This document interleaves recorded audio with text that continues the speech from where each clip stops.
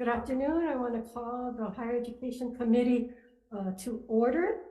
Today is Thursday, February 2nd, 3 p.m. in conference room 229. Present today is Senator Favela on my right. Senator Kidani may be late. If not, she had another engagement, and hopefully the other members will be on their way. This meeting is being streamed live on YouTube. In the unlikely event we must abruptly end this hearing due to technical difficulties, the committee will reconvene to discuss any outstanding business, 3 p.m. February 7th in room 229, and a public notice will be posted on the legislature's website. We do not have any participating people remotely, so I will skip that. And I will be reading a list of people who submitted written testimony for each measure. I apologize in advance if the captioning doesn't accurately transcribe the names. If you're interested in reviewing the written testimony, please go to the legislature's website and you'll find a link on the status page for the measure. So that being said, we'll start with our first agenda item, Senate Bill 960, relating to the University of Hawaii Board of Regents Candidate Advisory Council. This repeals the University of Hawaii Board of Regents Advisory Council, authorizes the governor to directly appoint members to the University of Hawaii Board of Regents, and is effective upon ratification.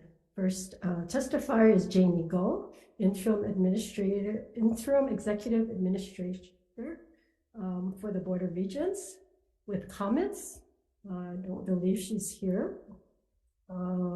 Christian Fern, executive director for the Hawaii Professional Assembly, in opposition. Anyone here representing Christian Fern? None.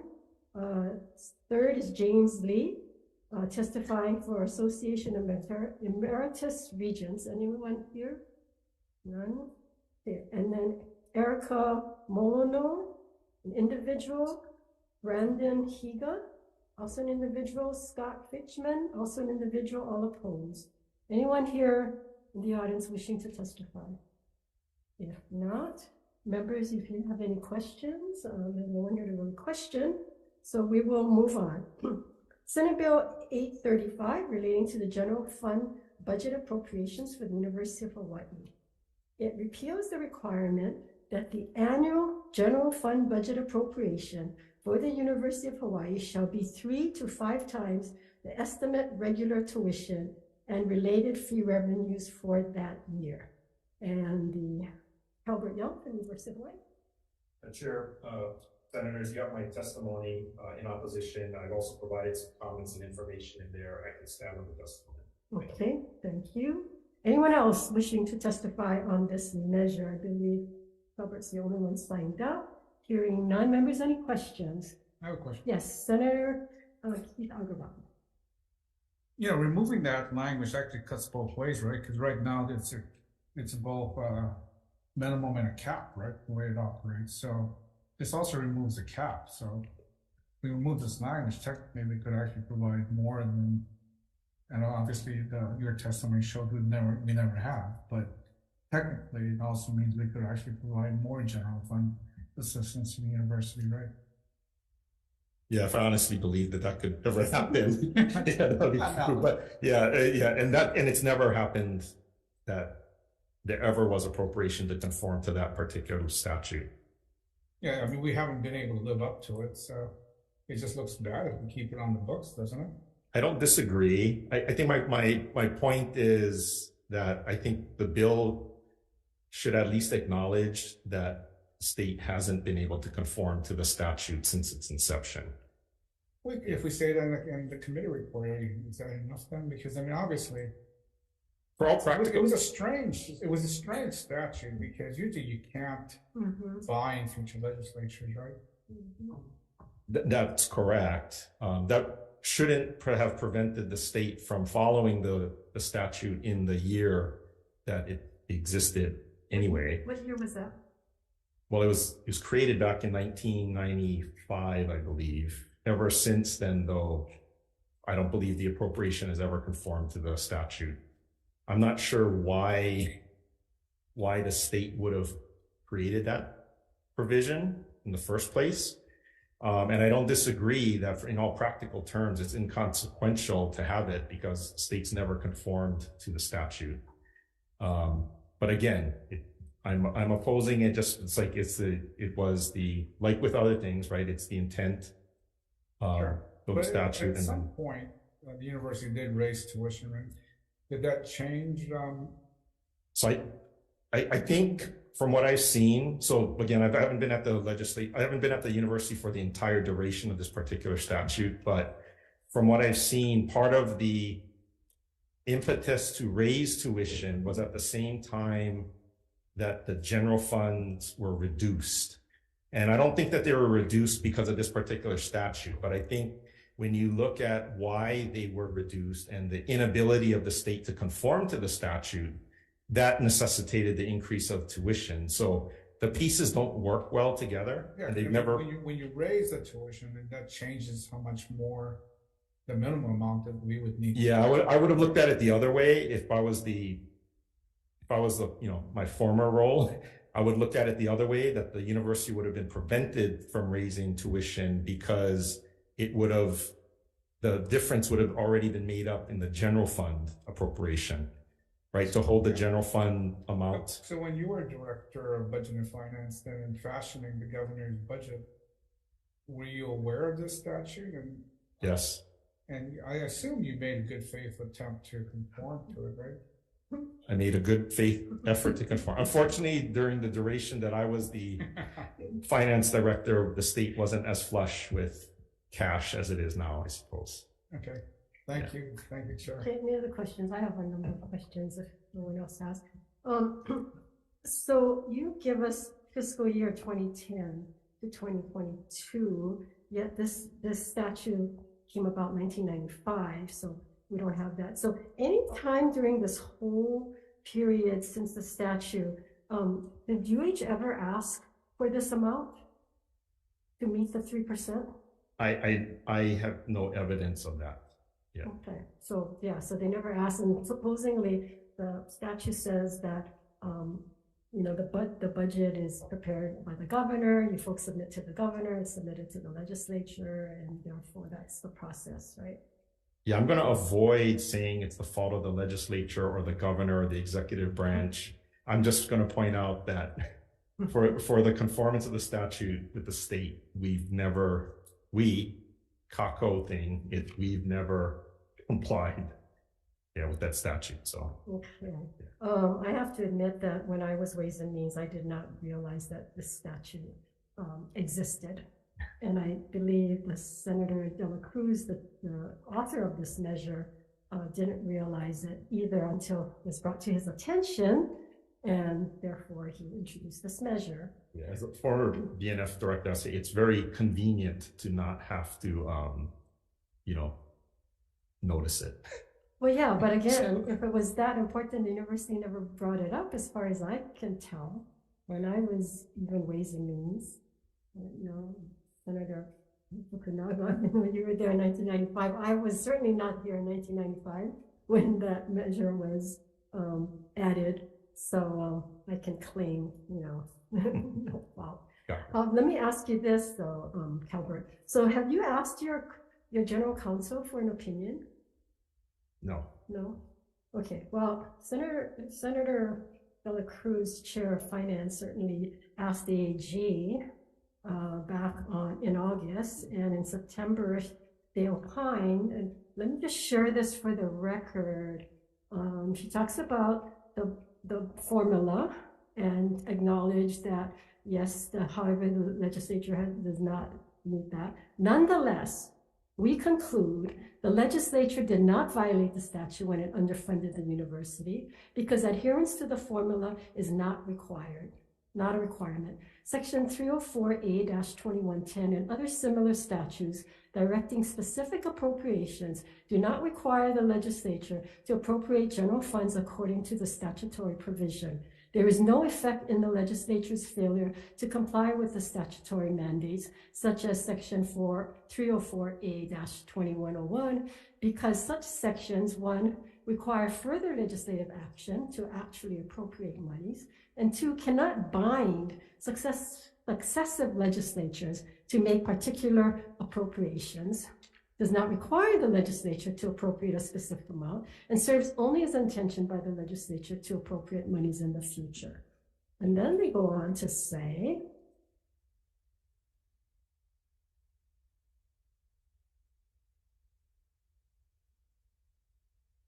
in summary, to read section 304A-2101 as requiring the legislature to appropriate funds pursuant to its budget formula would cause the legislature to be in conflict with the Hawaii State Constitution, render a portion of the general appropriation bill superfluous, create an absurd result, and allow one legislature to bind a successor legislature.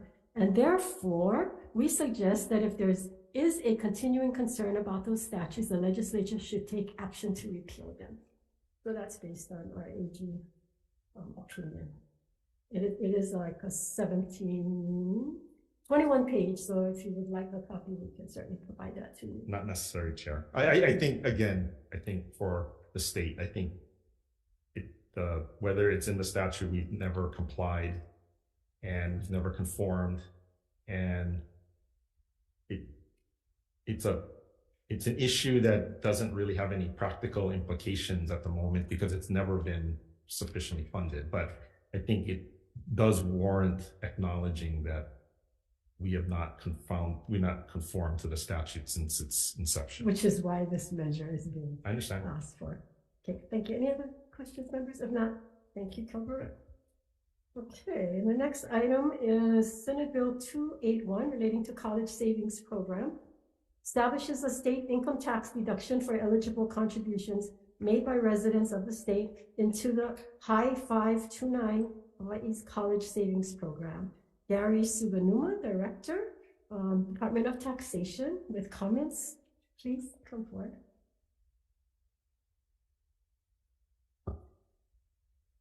Thank you. Good afternoon, Chair Kim and members of the committee. Our testimony just merely points out that what this bill establishes is an additional benefit under the college savings program, the benefit being that contributions would be tax deductible. We have one clarifying amendment proposed in our testimony, and this is the portion of the bill that allows any contributions that exceed the maximum deduction amount for a taxable year can be carried over, and the deduction can be taken in up to the next 4 years. And so we just have some language that we think might make it a little clearer that the excess deduction amount doesn't have to be spread over a 4-year period and can be taken up to the maximum amount, the cap amount. And if exhausted before 4 years, then, then that's allowed. Okay. And that's all we have. Okay, I might have some questions. Why don't you sit there, because I don't know that anybody else is here. Luis Oliveira from Department of Budget and Finance. Comments? Joshua Michaels from Attorney General. Good afternoon, Chair. Good afternoon, Senators. Josh Michaels, Deputy Bill. We would just like to note the constitutional issue, potential constitutional issue we addressed in our written testimony, and have to answer any questions. Okay, thank you. Tax Foundation of Hawaii. Yamachita. And then Erica Molino, and a individual in support. Anyone else here wishing to testify on this measure? If not, members, questions? Yeah, I have a question. Yes, Senator Keith Agawan. In the usual course, when the department has concerns about being able to implement something, they usually suggest a different effective date. Right now, this would apply to taxable years after December 31st, 2022. And you said you may not be able to do it for tax year 23. So what kind of delayed implementation date would you be looking for? Yeah, as I understand it, I think this year we do have just a large volume of tax bills. And so what we're trying to do now is tax bills that we've already approved, or tax bills that are tax bills that are pending. And so at this point, it's hard for us to predict which ones will actually progress to the point where they may pass into law. And so as the session progresses, we may be, we'll be in a better position to work with you folks in determining priorities in terms of which tax changes need to be implemented first. And then we would have the ability to better predict when we could get those system and form changes in place. For those bills that are asking for changes that are relatively easy to make, then we are noting in our testimony that we can do it by the effective date in the bill, or suggesting in some cases maybe just pushing it back a year, knowing that 1 year would be plenty of time to make the change. For other bills like this that will require me to consult with our people downstairs to figure out exactly how much work this is. My understanding is that it's not a simple system change and form change to implement this one. And so we just wanted to point out that it is possible that we may not be able to,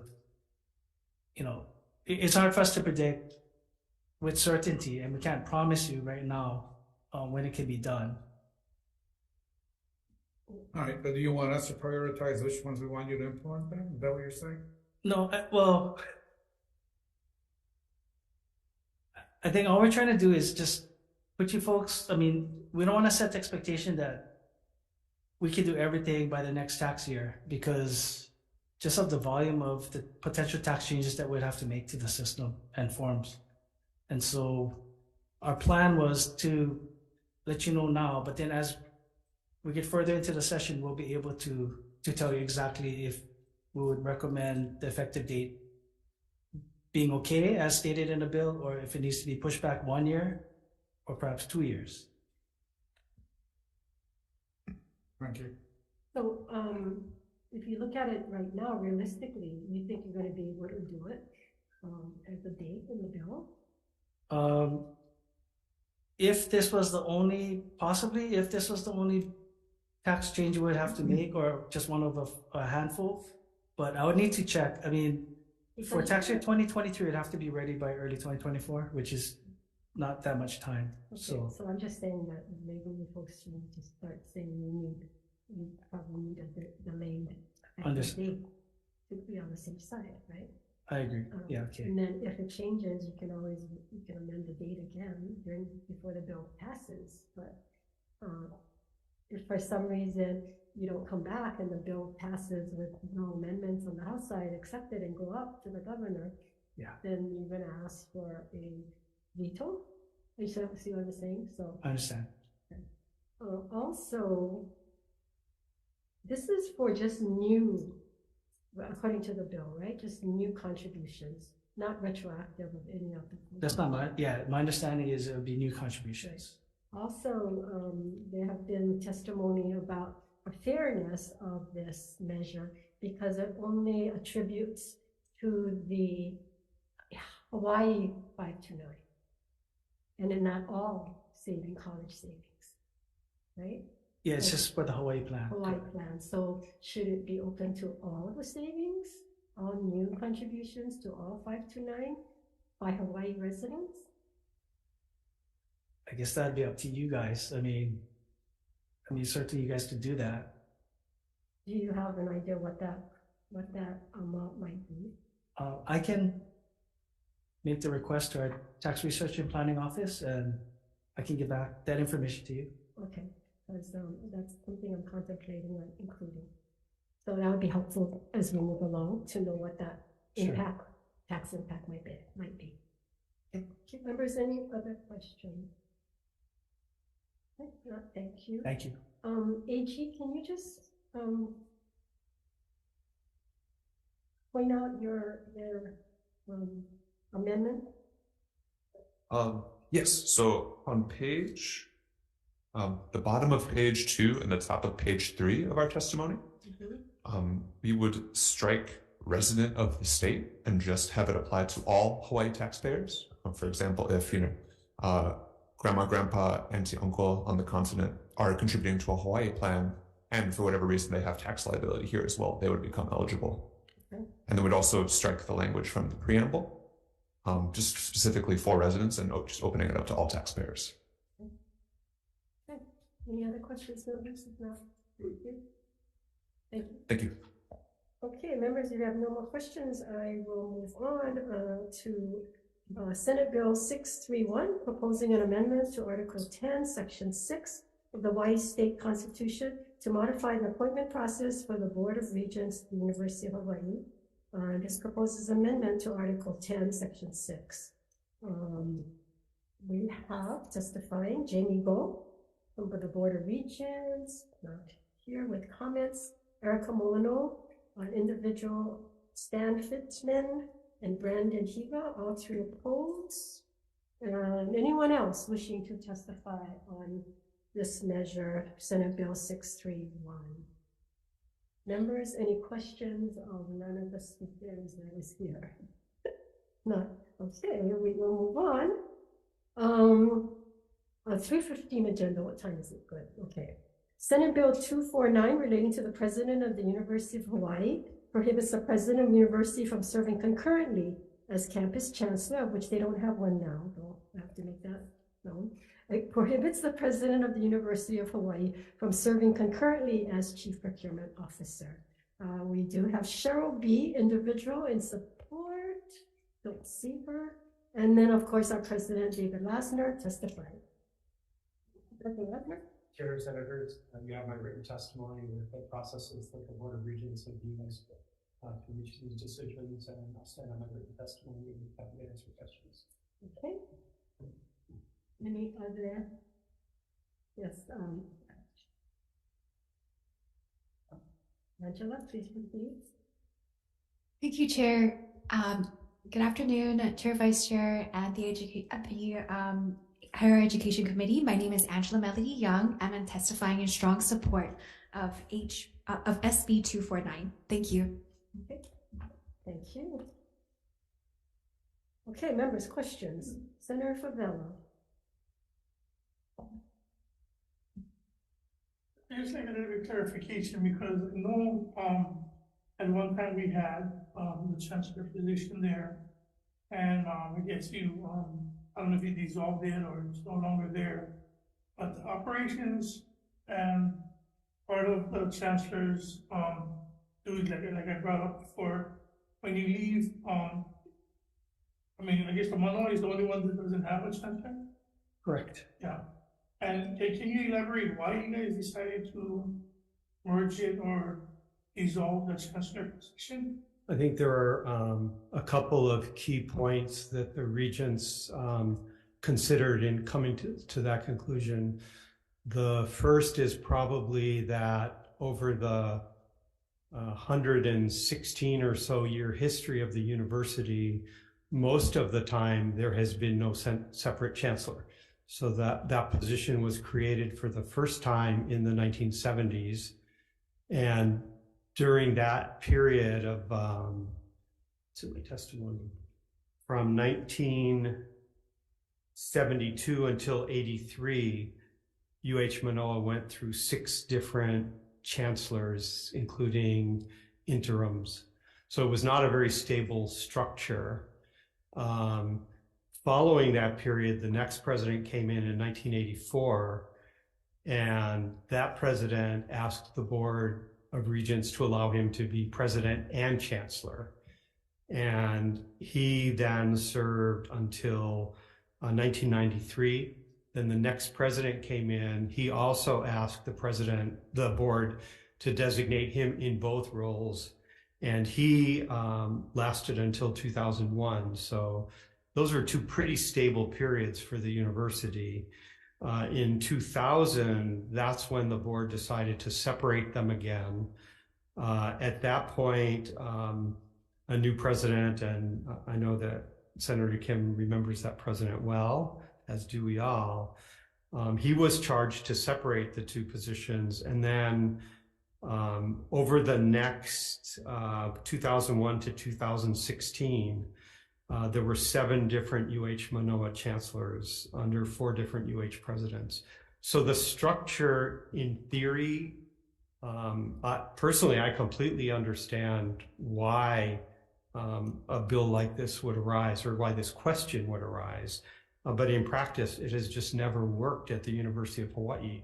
We've never had a stable situation during those periods And there were two of them only in the entire history when the positions were separated. Yeah, the second point I'll just say very briefly is savings, efficiency. So you had, when you came in, the position was already dissolved then? No, absolutely not. No, I had two different chancellors during my 3 years as interim and non-interim president. The staff and working in the office, what happened to them? We reorganized structurally to create a provost position that has responsibility at Manoa for all of the academic mission of UH Manoa.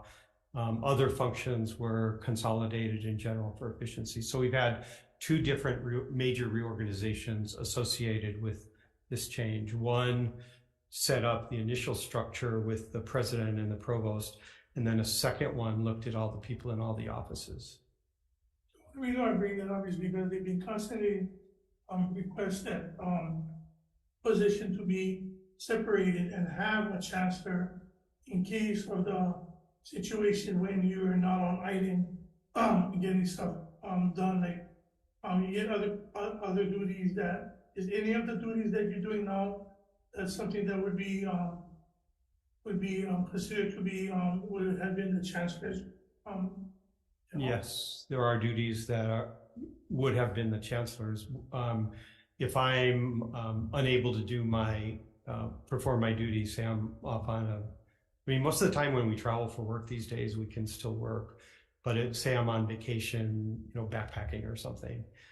In those situations, the provost is the acting head of the entire Manoa campus.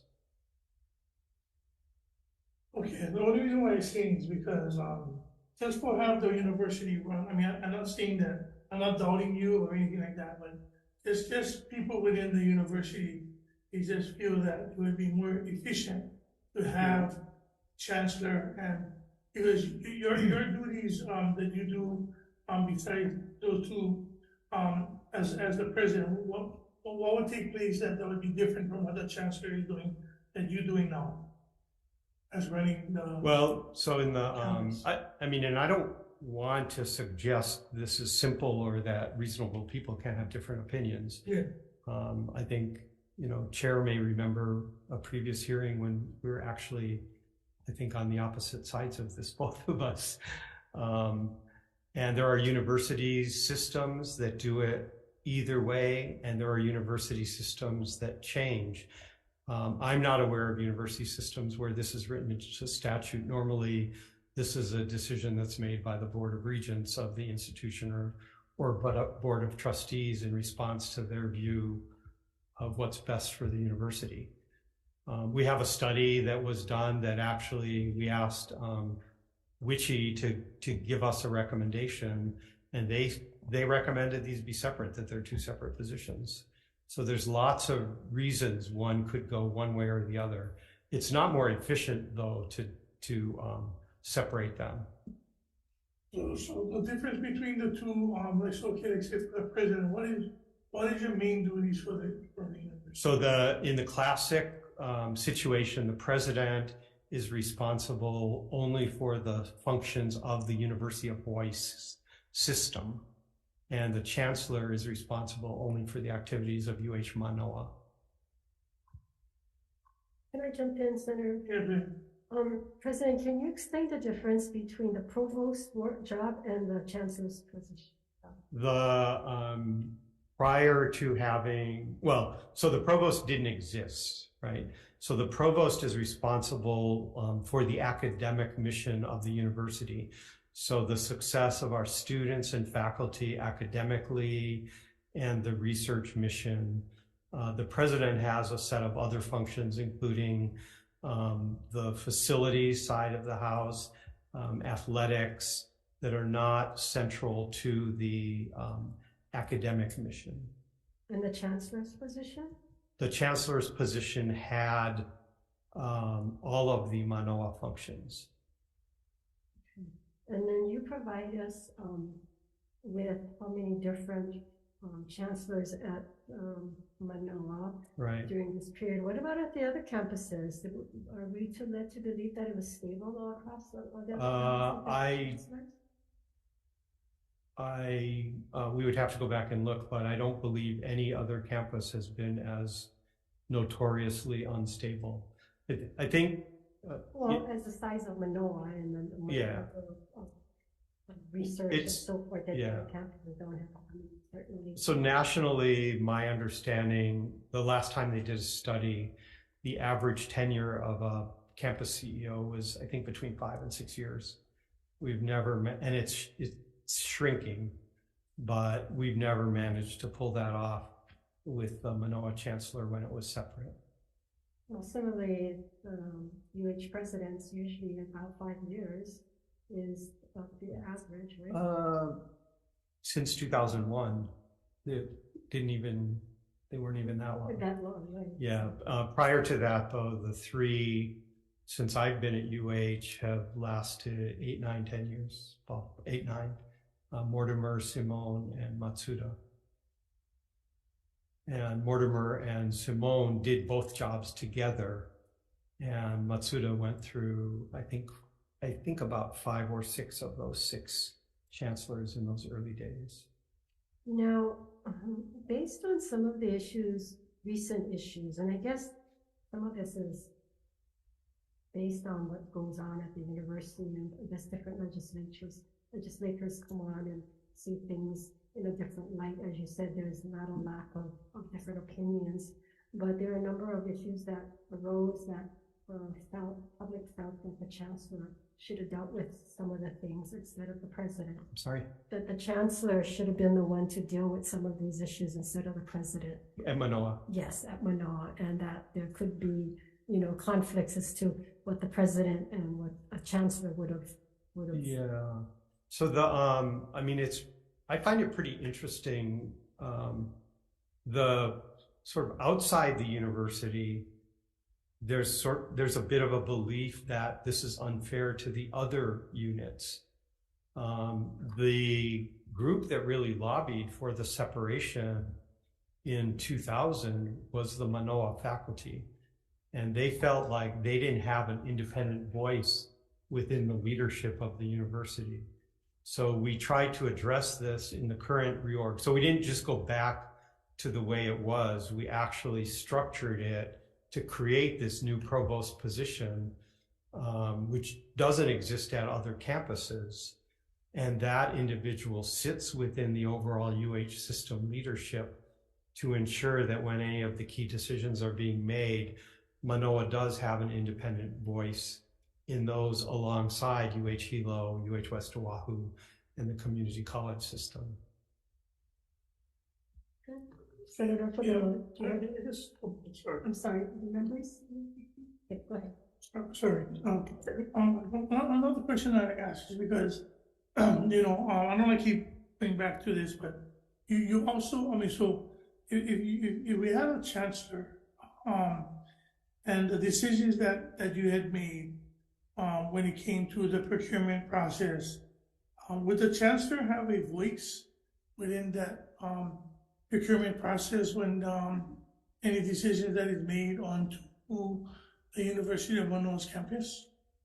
So that's the second half of the bill. The chancellor was never designated in statute as a chief procurement officer. So the University of Hawaii as an enterprise has a chief procurement officer, just as does the state senate, the House, the judiciary branch, et cetera. And then that procurement office actually executes the work on behalf of the whole university.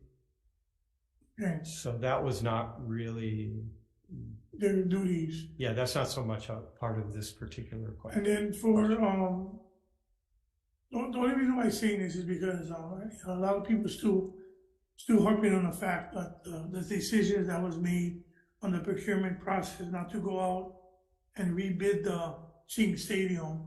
And I know previously your testimony was that was the best interest of the university, but and I know I make jokes and stuff like that, but seriously, not having one oversight or anybody else that can have that discussion with you, you think that would be, going forward, transparent for, the university? So I understand there's, disagreement with that Yes. decision. That was a pretty collaborative conversation about how to, in light of the fact that we had a project going on already at that location, and how to try to get a facility for the football team to be able to play. At the time, we thought, with fans, given that we were only advised by the state in December that we would not have a place to play in August, that was dumped on us, and we tried to solve that problem. I can't speculate about what someone in the chancellor position would have said, but I doubt they would have said, we don't need a place to play football. We'll go to a high school or something like that instead. No, I'm not saying that. And that, yeah. Yeah, I'm not saying that, so much about not having the field or even building it. It's the part about the decision that Understood. was going to be made, was going to be temporary.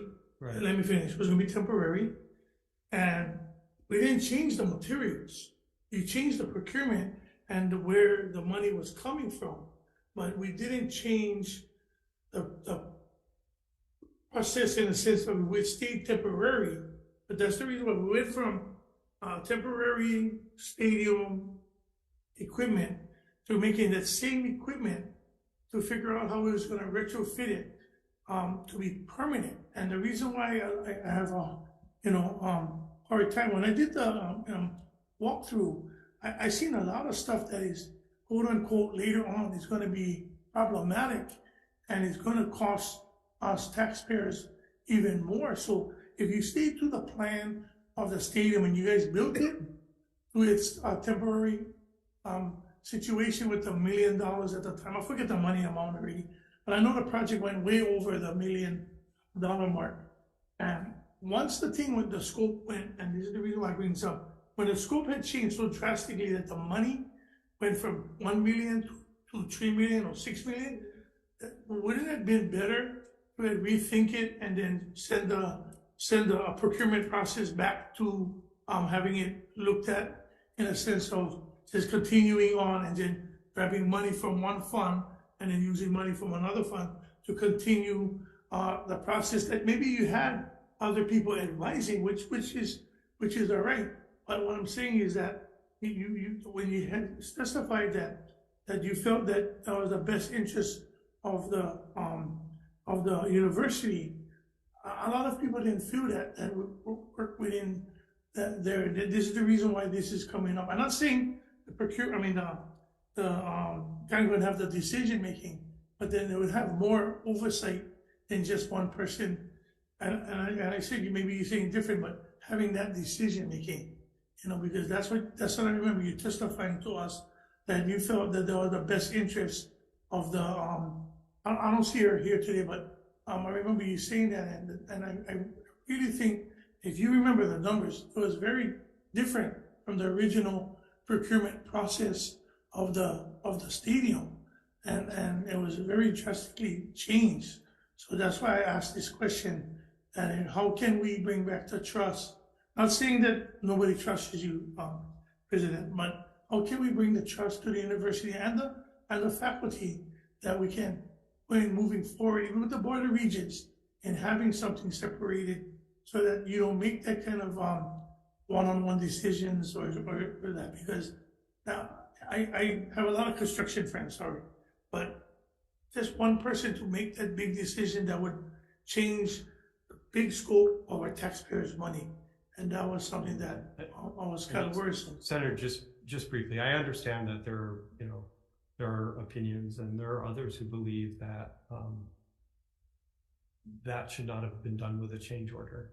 I don't think the President-Chancellor question would really have changed that. You have another bill on which we have another testifier that I think hits more directly at that question. Okay. And then just another one too. So since COVID had opened up, I know you do fundraisers for the university. How much money, since COVID had opened up, because I remember it was difficult raising money, how much money did you raise for the university? Last year was 165 million, I think, the most in our history. The foundation, right? The foundation. That's us. I mean, Yeah, that's our fundraising arm. That's the foundation. Yeah, Oh, yeah. So we had the best year in our history last year. Okay, any other questions? I'm going to ask some procurement on the procurement officer, but since that's the next bill, I'm going to go ahead and jump to the next bill so we can get the testimony. Thank you. But you can sit there if you want. Okay. Sure, that's not going to be that long. So Jan Govea of Administration and Calbert Young, Budget and Finance. On Senate Bill 1197, designate the Vice President of Budget and Finance and Chief Financial Officer of University of Hawaii as Chief Procurement Officer for the university. So I guess Jan Govea is not here. I think So- he was supposed to be here, Okay. maybe, but So Calbert, both of us are on this testimony jointly. So I am the current Vice President for Budget and Finance and the Chief Financial Officer for the university. I was gonna I can just stand on my testimony. You have it provided, comments that give you some demographics about the potential structural changes that would result, or some of the backgrounds within the statute about the Chief Procurement Officer's head. So I can stand on that. great, Thank you. thank you. And then we have testimony from Regional Council of Carpenters in support here. Anyone else wishing to testify on this measure? Angela? Sorry.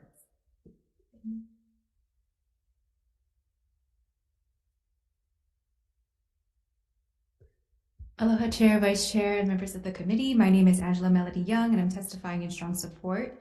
The rest of the responsibilities of institutional leadership and the president's duties must be separate from the fiduciary responsibilities of the chief procurement officer's duties.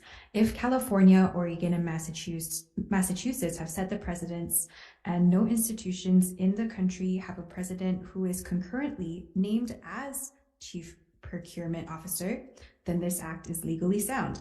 The purpose of this act is to designate the Vice President for Budget and Finance and Chief Financial Officer as the Chief Procurement Officer for UH. It is more appropriate for someone with a background in budget and finance to operate as a Chief Procurement Officer and to minimize any potential conflicts of interest. The backgrounds for CPOs usually include a bachelor's degree in business administration or economics, and most of the major CPOs you see today have master's or doctorates with a detailed background in economics, business management, statistics, math, and communications. Thank you for the opportunity to testify. Thank you, Angela. Anyone else should testify? If not, great questions. So let me start. So, President, I know what Senator Favela was trying to say. I think the concern is not necessarily just the Chingfield procurement, which there were some violations occurring there. During the procurement task force that occurred not this past summer, but the summer before, where you came in, I think what Senator Favela was alluding to is the concerns were raised was that as Chief Procurement Officer, you have to follow a certain set of procurement laws that you're supposed to uphold. And you told us that, but as the president of the university, I have to do what's best for the university, which is true, and therein lies the conflict. And the fact that UH is the only university that we could find that the president is also the chief chief procurement officer is a concern, because yes, you want to look after the best interest, but when you put the procurement officer hat on, you've got to look at what the procurement law is, whether it's good for the campus or not, because you have to follow the law. And therein lies the conflict. So I'm really kind of concerned why you would not want to have that kind of a someone there who will look at it from the procurement point of view.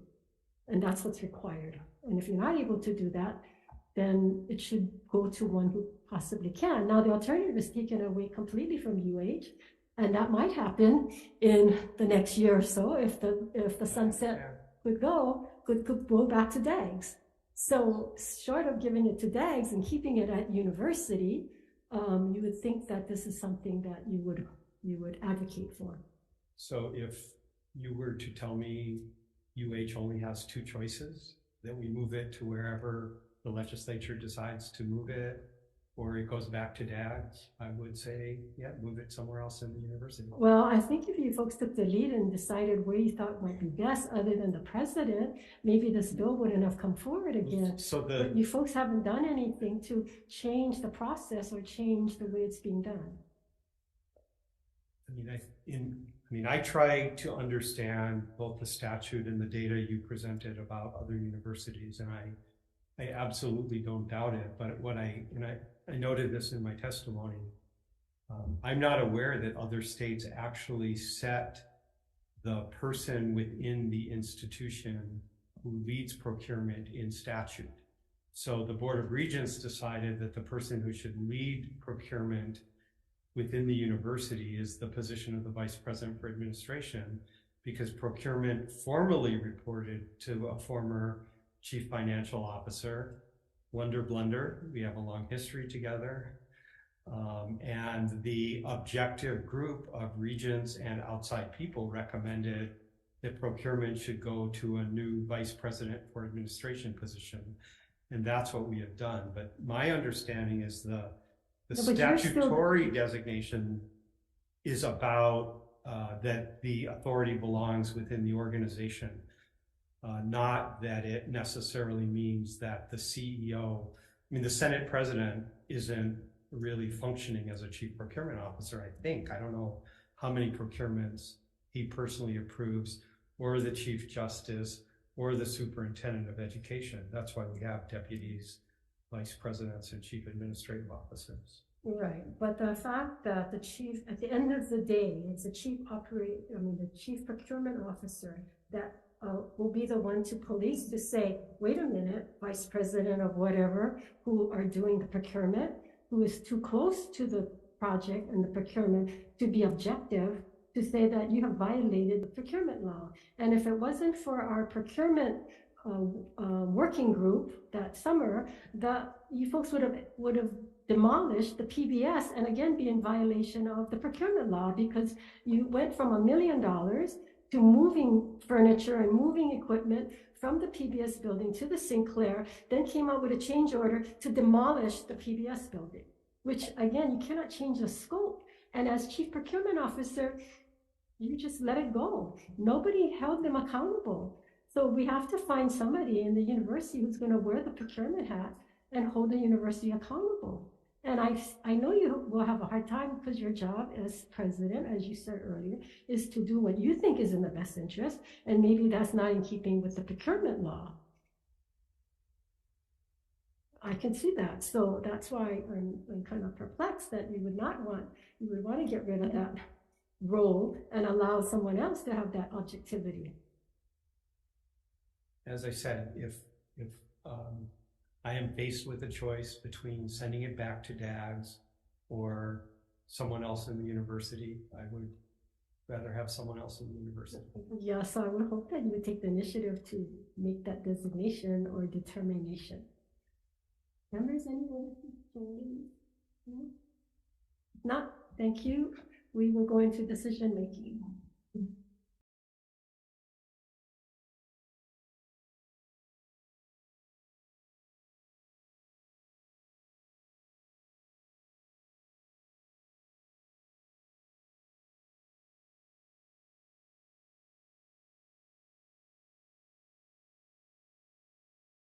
Okay, Senate Bill 960 relating to the University of Hawaii Board of Regents Candidate Advisory Council to recommend that we pass as is. Any discussion? Hearing none. Senator Agaran? Okay. Senator Kim? Oh, Chair votes aye. Vice Chair Senator Fukunaga? Aye. I vote aye. Senator Favela? Aye.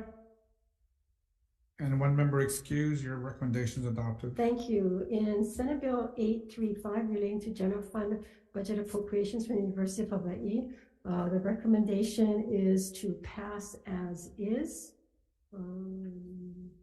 Tech amendments. Any discussion on it? Hearing none, chair votes aye. Okay, with 4 members present, any reservations? Reservation from Senator Fukunaga. Any opposition? Your recommendation is adopted. Thank you. And Senate Bill 281 to the College Savings Program. The recommendation is to amend the measure. We will amend it to include all 529 accounts, and we will blank out the implementation date, and we will take the amendments from the Attorney General to include all Hawaii taxpayers and other amendments that they recommended. And then there are some tech amendments for style and whatever SMA felt that we needed. Members, any discussion? Hearing none, chair votes aye. Okay, with 4 members present, any reservations? Any opposition? Recommendation adopted. Thank you. Senate Bill 631. This is the amendment to the Constitution to modify the appointment process for the Board of Regents. And the recommendation on that is to pass as is, pass with amendments. I'm sorry, pass as is. A recommendation for Senate Bill 631 is to pass unamended. Chair votes aye. And with 4 members present, any reservations? Any opposition? Recommendation adopted. Thank you.